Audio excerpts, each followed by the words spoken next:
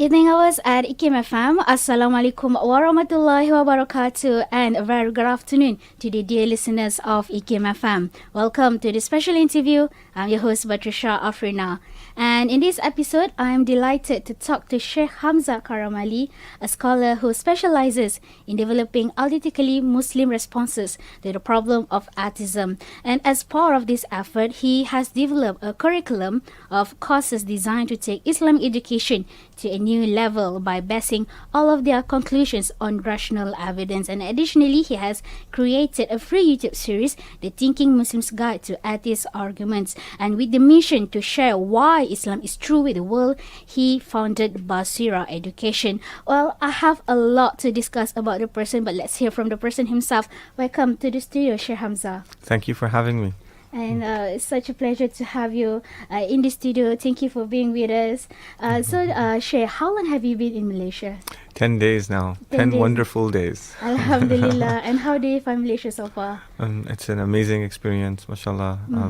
It's very nice to be in a country where Islam came without conquest. And so people, they embraced Islam through interactions with other people. And I think that rational arguments, although people don't realize it at the moment, I think they had a big part to play in that. And that I hope that that's something that we can bring out in our conversation today.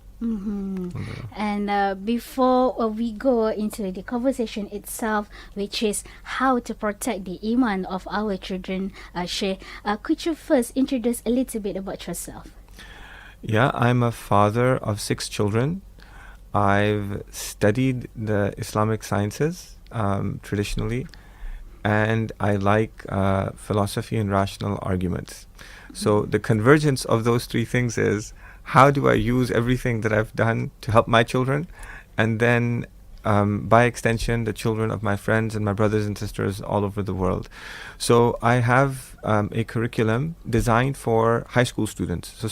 So currently we have a good curriculum for younger children, learning basic adab, stories of prophets, how to pray, how to fast. But when children, they enter high school, then they start thinking critically. They start studying science and seeing how the universe works. They start coming to their own conclusions about how they should live their lives. So what they need at this age is they need religious teachers to talk to them about these issues and help them see for themselves why they should be Muslim, why they should pray, why they should fast, why they should believe in Allah subhanahu wa ta'ala, why they should worship Him. So my work is in this sphere. So I have textbooks, lesson plans, teacher training, and I work in this area. Just like you have a very vast experience in education. And Sheikh, you are known for your, just now I mentioned, your expertise in Islamic education, particularly in communicating about Islam to non-Muslims. So when involved in this type of matter, it often touches a bit into conversations about someone's Iman and also Deen. So, and this brings to today's topic, as mentioned just now, how to protect the Iman of our children. And I think, personally, it's a heavy topic.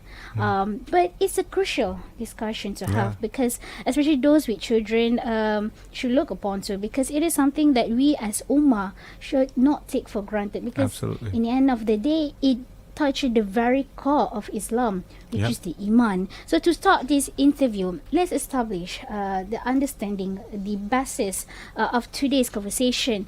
What is the true meaning of Iman? That's an excellent question. And actually, mashallah, like, it's a very logical question, because what I teach in courses in logic is that whenever we're discussing something, you're discussing God or atheism, or in our case, Iman, the first place to start is the meaning of what you're talking about. So perfect place to start off. So Iman, our scholars, they define it. It has a scholarly definition. People sometimes, they think about Iman as belief in the 6 pillars, belief in Allah and His angels and His books and His prophets and the last day and in destiny. And that's true. That's what we have Iman in. But what does it mean to have Iman in those things? What is the reality of Iman?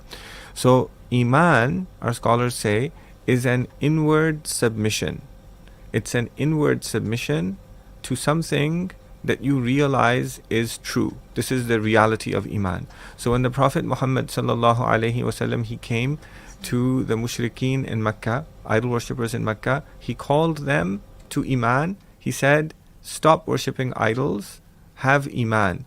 And this is why you shouldn't worship idols. And so they said, oh, yeah, this is why we shouldn't worship idols.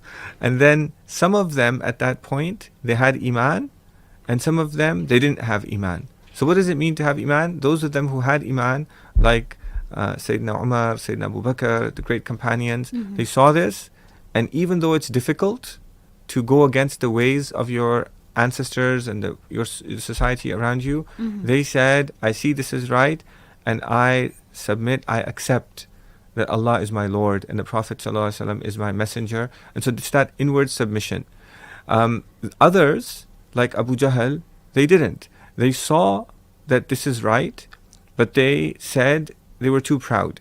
Because if they said, La ilaha illallah Muhammadur Rasulullah, then they would lose position in society. Because everyone in Arabia, they had idols in the Kaaba, and Abu Jahl protected the Kaaba, and so he gained respect and he gained money because of idol worship. So if he said La ilaha illallah, he lose all these things. So he said, how can I reject it? How can I lose all of those things? And so he had kufr, he disbelieved.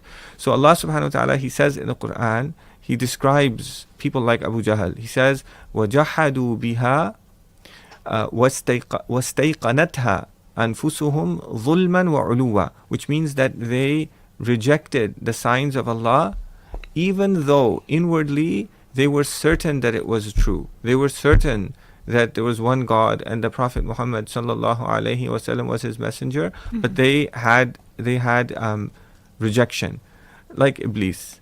So Iman is this inward acceptance, and the opposite is inward rejection, and it's not separate from realization. So there's a realization, meaning it is separate from realization. There's a realization of that something is the case, and then I accept it or I reject it. So that's Iman and that's Kufr. And I would like to highlight on the founding of Basira Education, which is the company that you established.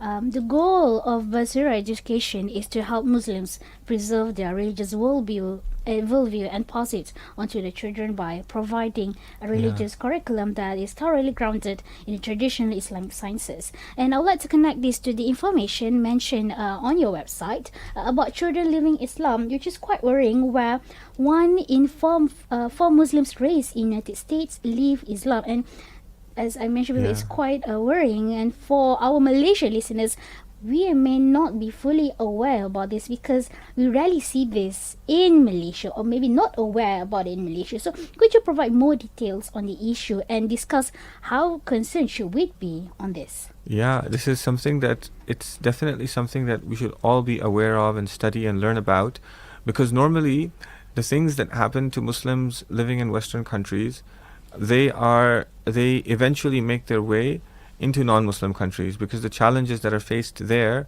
eventually they come to Muslim countries as well. So the phenomenon on the ground there is that about 10 years ago, the main concerns that parents had with their children were concerns of practice, that prayer, hijab, things like that.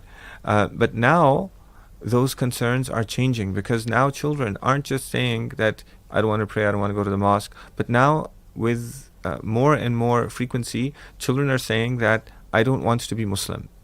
I don't want to be Muslim. And so this is creating a problem in Muslim communities, because parents and scholars and imams and teachers, they're not well equipped to deal with this problem. They don't know what to do, right? So, and that's the area in which I'm working.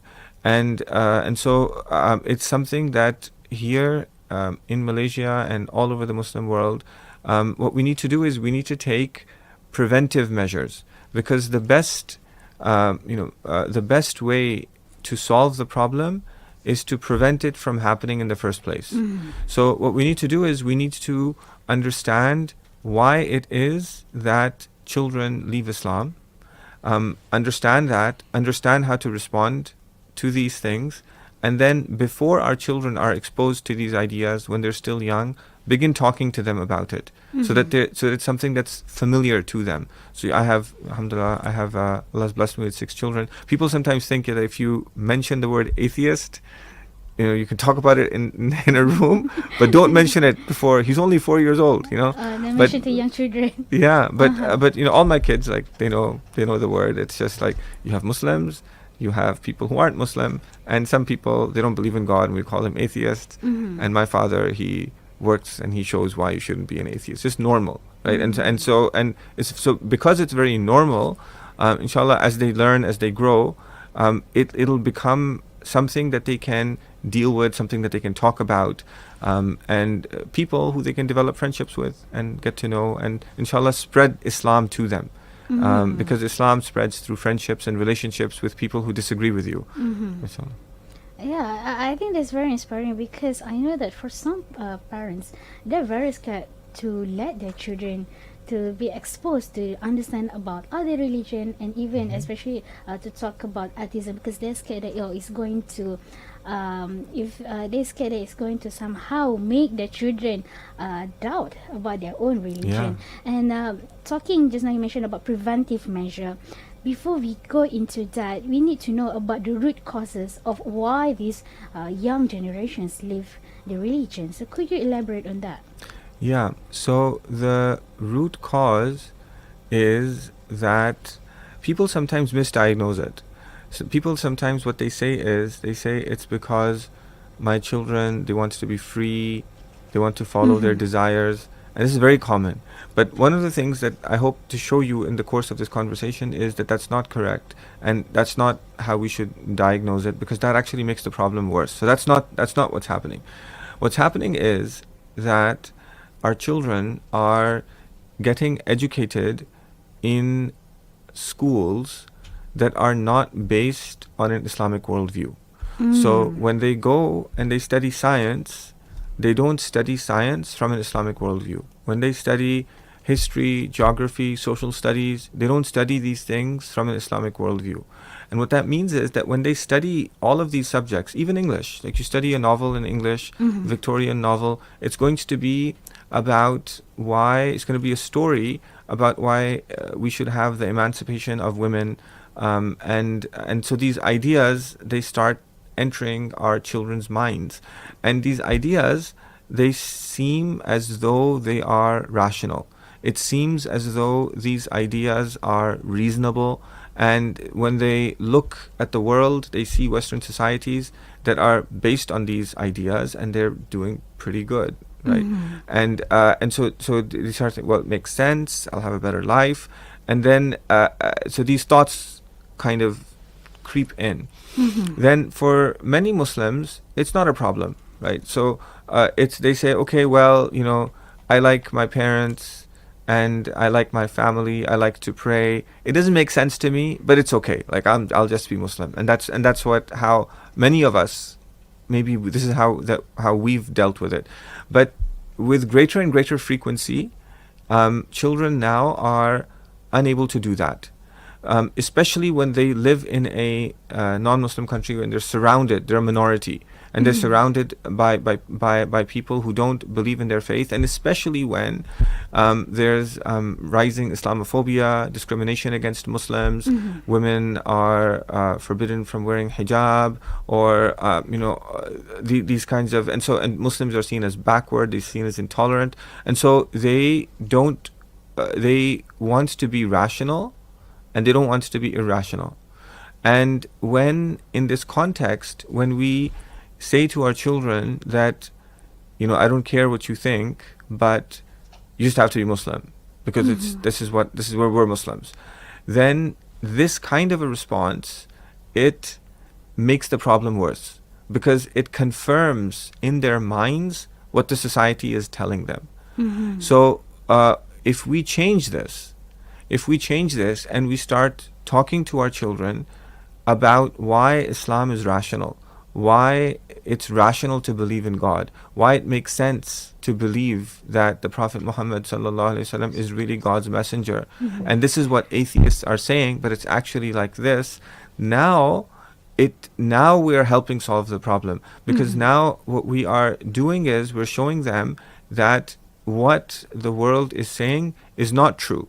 And so the fact that we're not having these conversations with our children, in our families, in our schools, in our masajid, and in the greater context of with the internet and social media and all of these thoughts and ideas and public education in our children's minds, that is creating a problem. Many children, they go through it, they retain their Islam, but a larger and larger number of them are unable to. And they what they do is actually not all children, most children actually, they conceal the fact that they've lost their Iman. They outwardly continue to behave as though they're Muslims, just out of respect for their parents. But then when they're able to live independent lives, they check out when they're able to do that. When they think that they have, independent, they can do that. Yeah. And that's very interesting, because it shows that for them, they are Muslims because they are born in a family Muslim, but not because of they are Muslim because they wanted to be a Muslim. Exactly. Maybe they just don't have yet that understanding of why should I become a Muslim. Maybe I Yes. just become Muslim because just now you mentioned they do it because they love their family. They stay in their religion because of their family. So when they grown up, they go out, stay at other countries, for example, so they become independent and have making their own decision. Yes. In this context, living the religion. And talking about that, I'd like to ask, touch a bit, going back to just now you mentioned about the education, because they learn, maybe they begin to have this doubt when they were at school. Just now you mentioned about the education is not based on the Islamic worldview. What do you mean by that? And what makes if, for example, science that based on the Islamic worldview difference from the one that is not, maybe the one that we have right now? So there is a prevailing secular worldview, and in a secular worldview, religion is a faith, it's a cultural identity, it's something that you like, but it's not something that can rationally be shown to be true. In the secular worldview, science is something that is based on evidence. So sometimes you might hear that they say religion isn't scientific. What does that mean? Really what it means is that if you do science, you're thinking, you're doing experiments, you're figuring things out. But when you come to religion, you don't do that. It's just your family and your culture. And everybody's, they can believe whatever it is that they want to believe. So this idea of religion as mere faith, as a preference, not as a fact. So preference is whether I like something or I don't like something. Somebody could like durian ice cream, or they could not like durian ice cream. Yes. But is the sun shining or not? That's a fact, right? And the fact whether I like it or not is not going to change that fact. So what in the secular worldview, religion is a preference, and this idea is there in science, it's there in the humanities, it's there in political science, it's there everywhere. And Muslims, they have consumed that idea, and it's just become normal. So what we need to do is, in order to move it into an Islamic worldview, as it used to be in the time of Imam al-Ghazali, for example, he wrote an important book called Tahafutul Falasifa, the incoherence of the philosophers. Philosophers at that time, these are also the scientists of that time, and his critique was actually a critique of the science of that time. And he took that science and he brought rational arguments and he brought it into an Islamic worldview. And as a result of that, when Muslims, they studied science for hundreds of years, Aristotelian science, they did it in the higher context of the fact that God created everything. God creates the cause, God creates the effect, and what we are studying in science are patterns of divine action. And that's something that our children used to learn. Used to have an integrated system of education called the madrasa, which was up to date. It knew science, it knew philosophy, it knew all of those things. With modernity, that changed.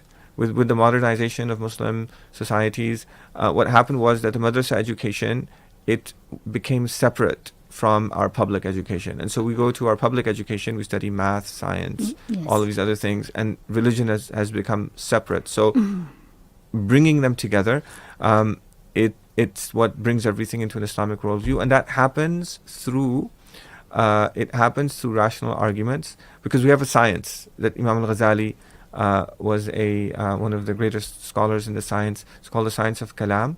And in that science, we learn rational arguments for the truth of Islam. It comes from the Quran. And then you can take science and really understand what's going on from an Islamic perspective. You can take the other subjects and it's in a truth-based worldview. Mm-hmm. And just now we talk about, the family having the children living Islam. These some people, before they leave their religion, they were in a family.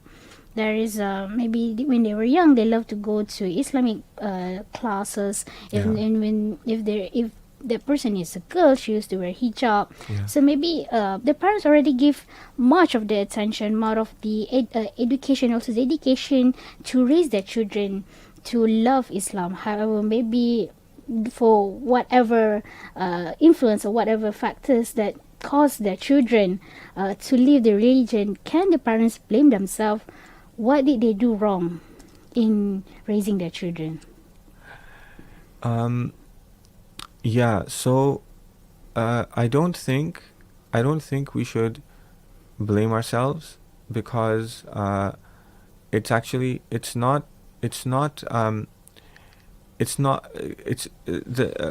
we've unfortunately, because there's the idea of Islam as a rational religion is not well known.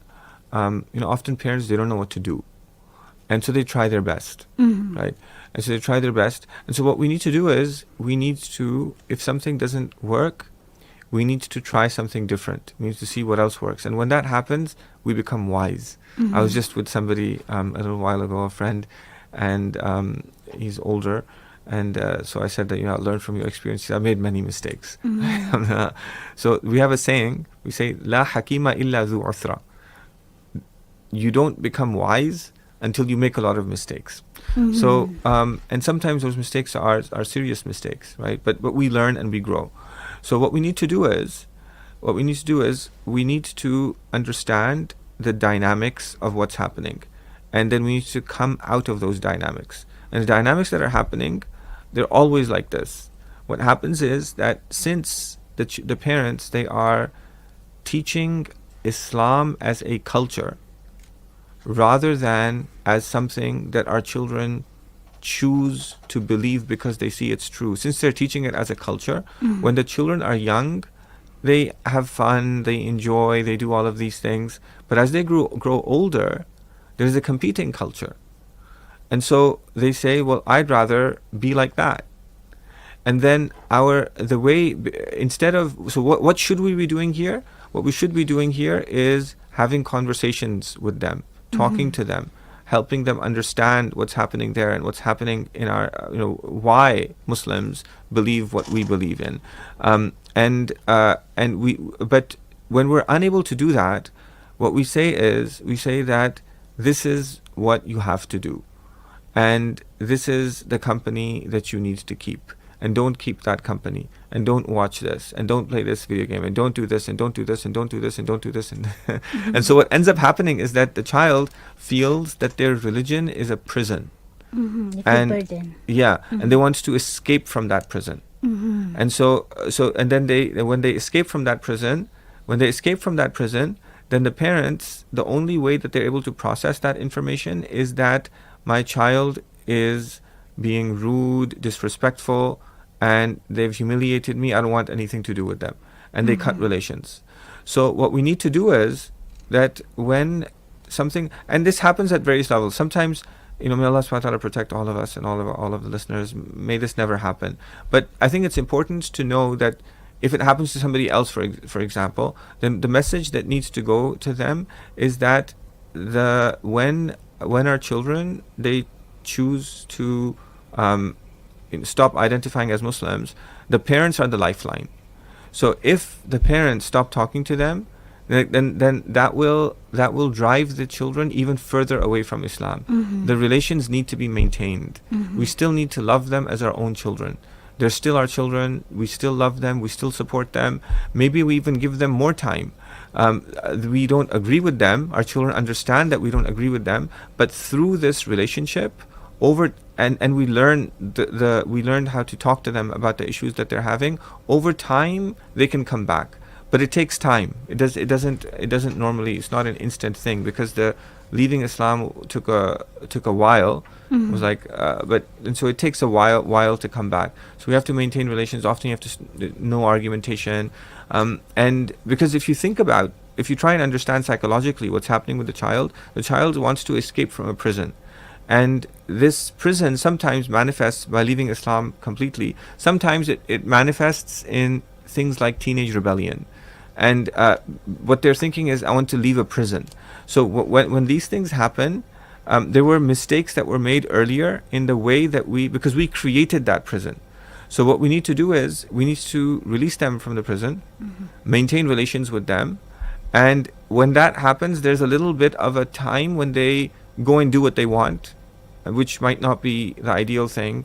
But if we maintain relations with them and talk to them, then they'll come back, right? But in times like this, being harsh and being severe, it's counterproductive. It doesn't It's help not the gonna situation. help. It doesn't help the situation. And this personal sharing. I do have a friend who actually doubt about the religion, and she eventually, unfortunately, decided to leave the religion. So what happened is that the parents, I'm pretty sure they were very angry of it. So they totally cut her off from their Yeah. life.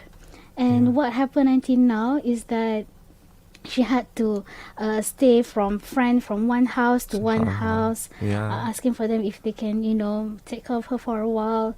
So Yeah. seeing her at the very young age, she was just, she's currently 22 years old, and seeing her in that situation, Yeah, it's somebody needs very to take her saddening. hand. You need to Yes. talk to the parents, because the thing that children need, the children are actually, they're looking for love. And every child, even when they want to escape from the prison, deep down inside, they want their parents to love them. Yes. And when their parents, especially when their parents are religious, if religion becomes the reason that they are prevented from their parents' love, it increases their dislike and resentment for religion. So yeah, that's really unfortunate. But really, what you've mentioned, it's a recurring occurrence. It happens all the time like that. So and it's really important for us to understand that this is not about my personal honor, because it's difficult, like especially in religious circles, to say, well, he's the one who goes to the mosque and his kid left Islam, and how can I show my face again? So but that's not, it's not about personal honor. It's about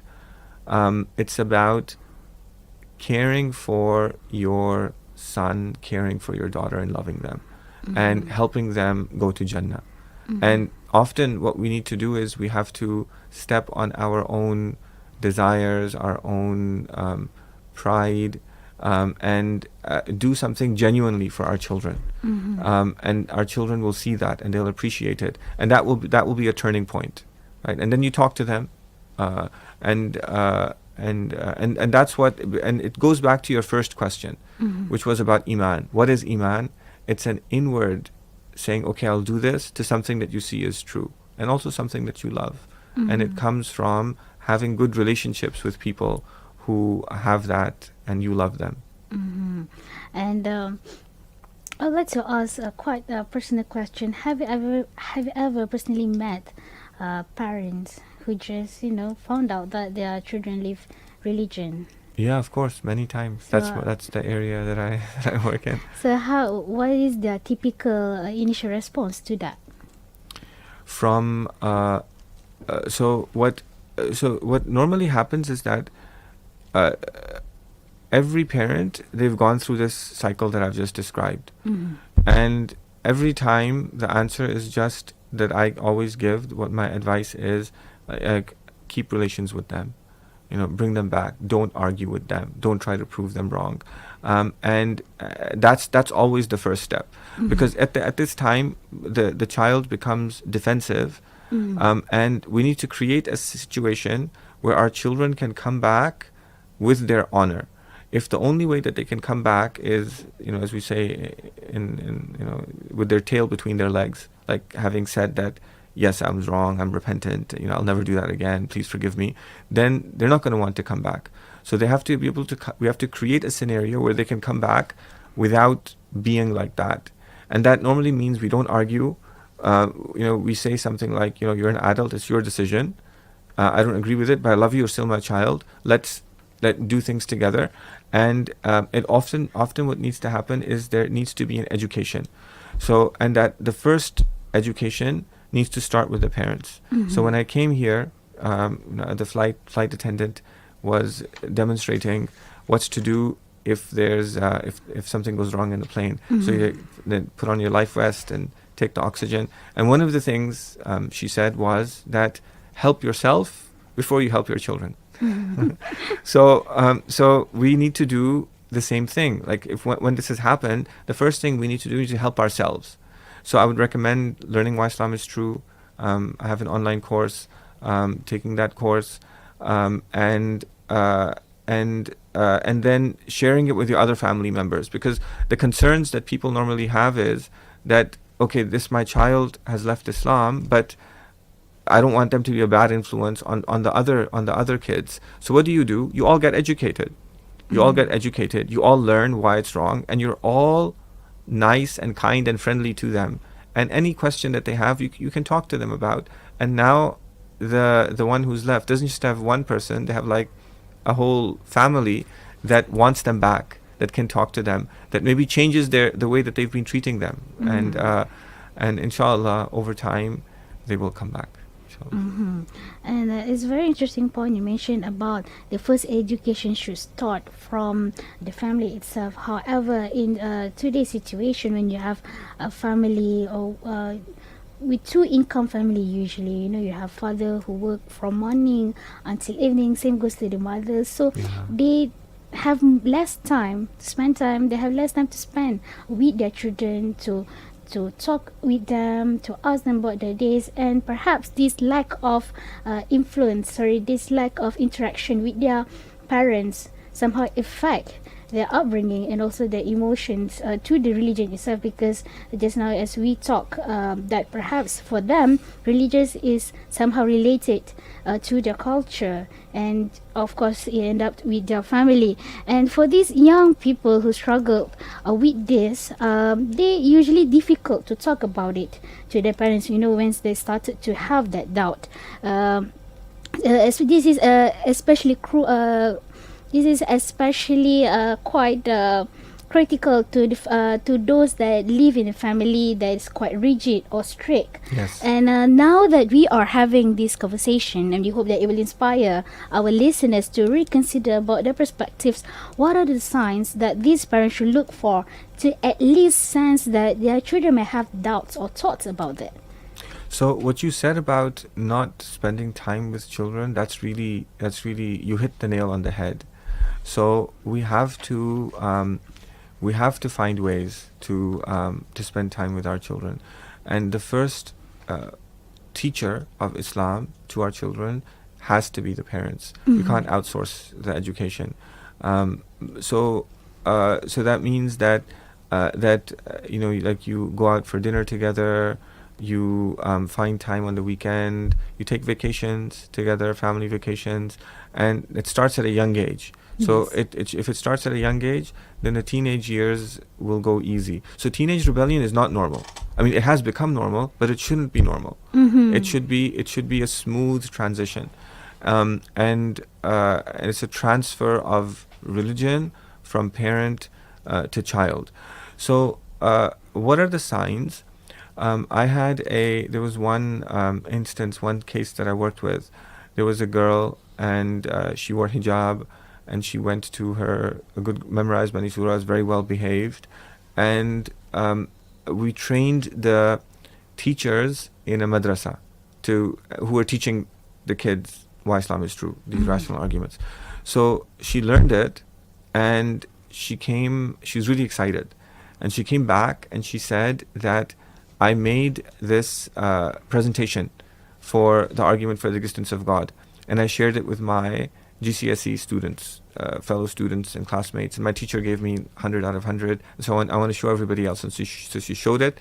Everybody was happy to watch. And then she confided in the teacher. And she said that for the last 6 months, I've been an atheist. And when I learned this, I saw that it's true. So if you look at this, there are no signs. There's no signs. There's a girl, she's wearing hijab, she's going to madrasa, she has good adab, she has all of these things, but inwardly, it's gone, right? It's inside. Because it's inside, right? So it often it's like this. Not all, and then what happens also is that when you see a lack of practice, children, they used to be religious, suddenly they don't want to be religious. Sometimes it's just bad company, but very frequently that is a reflection of a weakening of Iman, of some doubt. Because why do I pray? The reason why I pray is I believe in Allah and I believe in Jannah. That's why I pray. So if I'm not praying, that means that there's something that's weakening about that belief, and it might be very serious and I might not know. So the way to so there's normally sometimes there's no sign, sometimes there's a weakening of religious practice, and then the most clear signs are when they start. Happens within a subset of children who are often very intelligent, and they understand science, they read a lot, they start talking about ideas that are outside an Islamic worldview, and they agree with them, and they read the books of they watch certain YouTube lectures, and they learn their arguments, and they appear to be sophisticated. And so when things have reached this stage, it's becoming more and more serious. And so these are kind of like the signs. But in every case, the root issue is just the parents learning, educating themselves, and then having conversations with their children and spending time with them and helping them see. Because sometimes I think it's also important to understand that maybe my child will not be as religious as I am, but at least they're Muslim. At least they're Muslim. And so at least they're Muslim and they pray. If they're Muslim and they pray, at least that much. So and so I can talk to them, and then over time they can grow, and so everyone sometimes we can't reach the ideal, but the Iman needs to be there, because Allah subhanahu wa ta'ala is forgiving, He's Ghafoor, He's Rahim, and on the Day of Judgment when we see His forgiveness, all of us are going to be surprised at the amount at how forgiving He is, inshallah. And for these young people who just now you talk that they can reach out to the parents, for example, because they're scared of them, for example, where can they go to seek guidance to talk about their faith, and what will be the best sources of reference they should look for after the Quran? So if the person who is listening right now is someone who falls in this category, then reach out to me. Reach out to Basira Education. We'll be happy to help you. We'll help you immediately, inshallah. This is our mission. It's we consider it to be the most important thing that we need to do for the ummah at this stage. If you're a parent, then I think that I want to actually share with you something from the Quran. I want to show you how these rational arguments, they're found in the Quran, in a surah that we all know. So we all know one of the first surahs that we learn after the Fatiha, قُلْ هُوَ اللَّهُ أَحَدٌ اللَّهُ الصَّمَدُ لَمْ يَلِدْ وَلَمْ يُولَدْ وَلَمْ يَكُنْ لَهُ كُفُوًا أَحَدٌ. So when we say Allahu Samad, Allahu Samad, it means that Allah is the one who everyone needs, but He doesn't need anyone. So this is actually, it's a very simple idea, and if we really understand it, we can see clearly that Allah is the one who is making everything happen. So if I look at anything in the universe, I see that it needs something else. So I look at a leaf on a tree, many beautiful trees, it's green here, mashallah, all throughout all, you don't have any seasons. Malaysians complain they don't have any seasons, but Yes. for me, like, it's it's green, mashallah, it's so green throughout all the Through all time. the- So when a leaf is green, we say, what made it green? Why is it green? When the wind is blowing, we say, what made the wind blow? Why is it blowing? When the sun is shining, we say, what made the sun shine? Why is it shining? So what this shows is that whenever we look at anything in the world, it needs something to cause it, to make it the way that it is.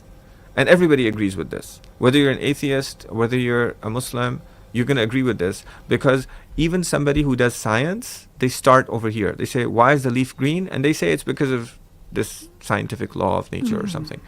So, but when scientists, what they do is they take something in the world and they say the reason why this thing is the way that it is because of something else in the world. So leaves are green because of chlorophyll.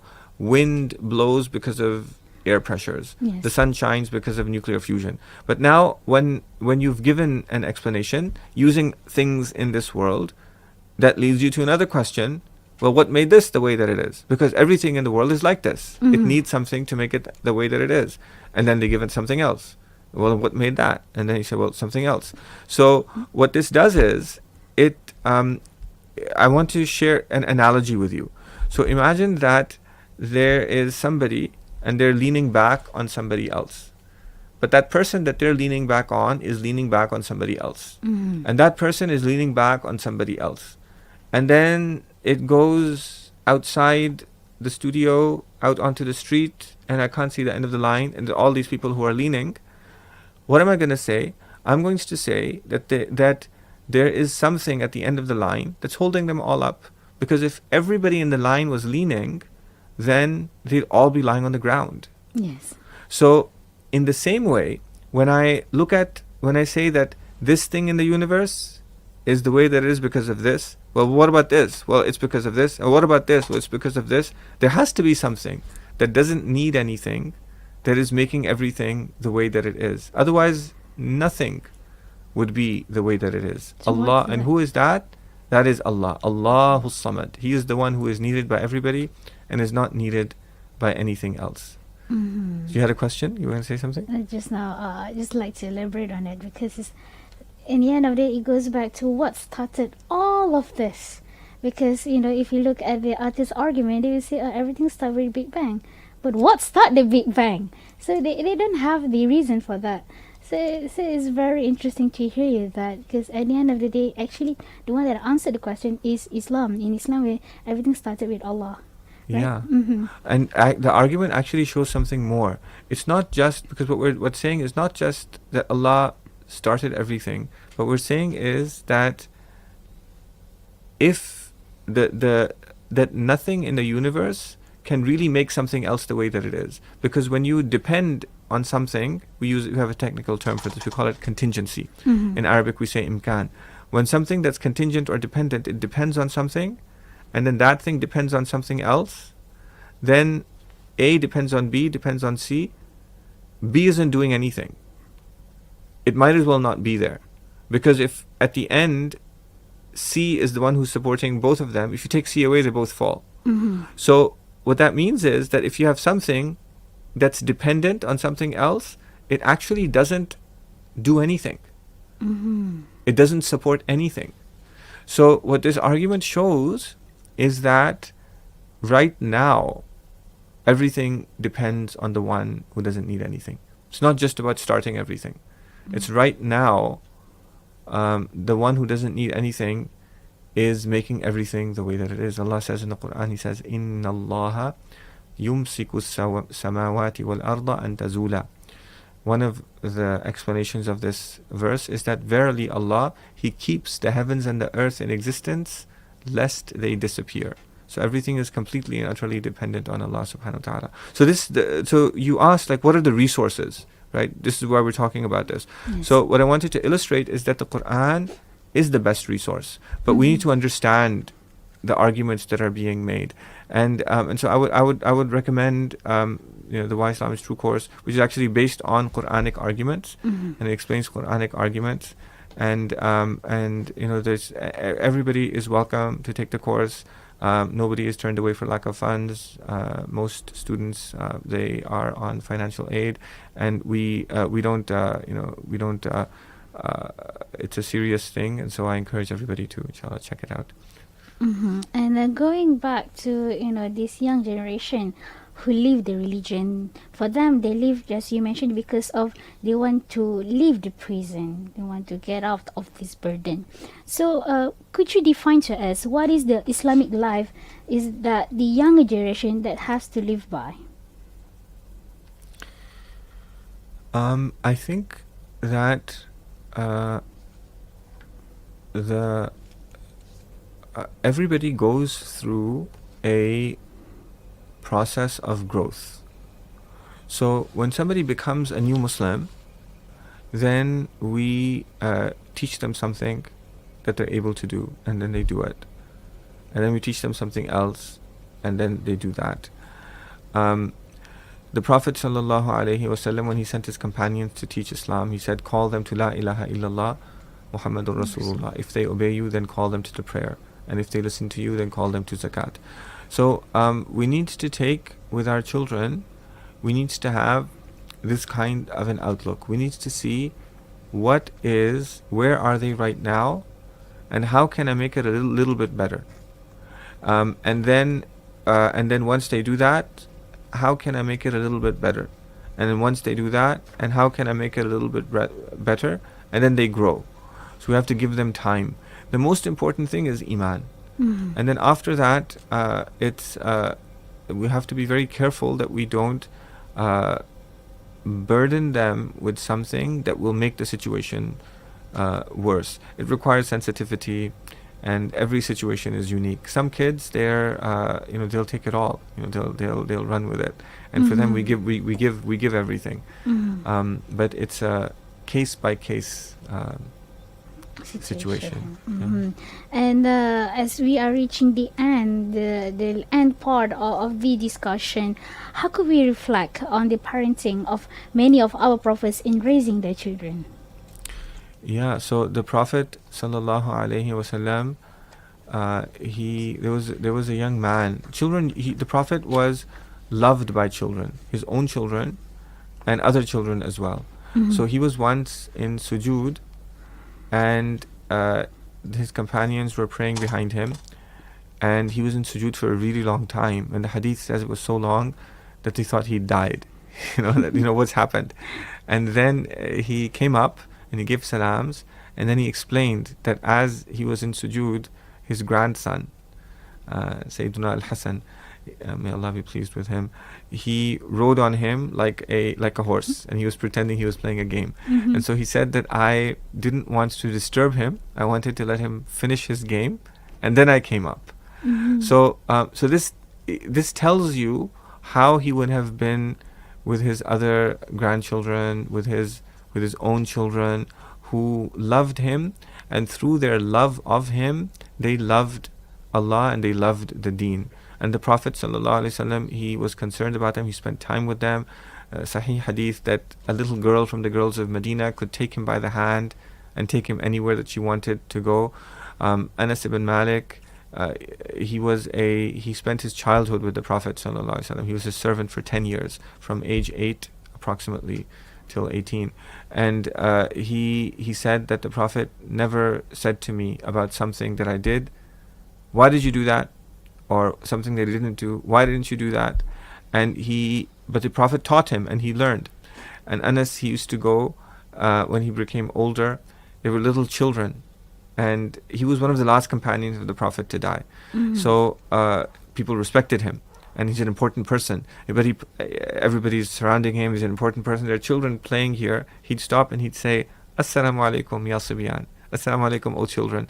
And they said, why do you do that? And he said, because I saw the Prophet sallallahu alaihi wasallam stop and give salams to children. So this is he's the best. He's the best teacher. He's the best parent. He's the best of creation. May Allah subhanahu wa ta'ala bless him and give him peace. And as we are reaching the end of this conversation, the final question of this interview, what is your last advice to the parents out there on how they could protect the iman of their children? I think make your children your most important investment. So we invest in, we save money for retirement, we save money for our education, but we're going to leave everything behind and we're going to go into the akhirah. And when we go into the akhirah, then all of our good deeds will come to an end, but there's some kinds of good deeds that will not come to an end. And one of these good deeds is a righteous child who makes dua for us. So this is making this investment. It requires an investment of our time. It means that we have to make time for our children. It means we have to learn, have conversations with them. Often we have to step on our pride. We have to be their friends, come down to their level. But this is something that inshallah we will see the reward of it. Is a worthy investment, inshallah. We'll see it in the akhirah. And having said that, I'd like to express gratitude to Shaykh Hamza Karamali for his insights on today's topic, the ways to protect the iman of our children. And we hope that today's discussion will be beneficial to our listeners. And if you miss any part of the show or would like to watch it again, you can find it on our social media platforms, Facebook and YouTube. And once again, Shaykh, thank you for being with us in the studio. Assalamu alaikum. Wa alaikum salam wa rahmatullahi wa barakatuh.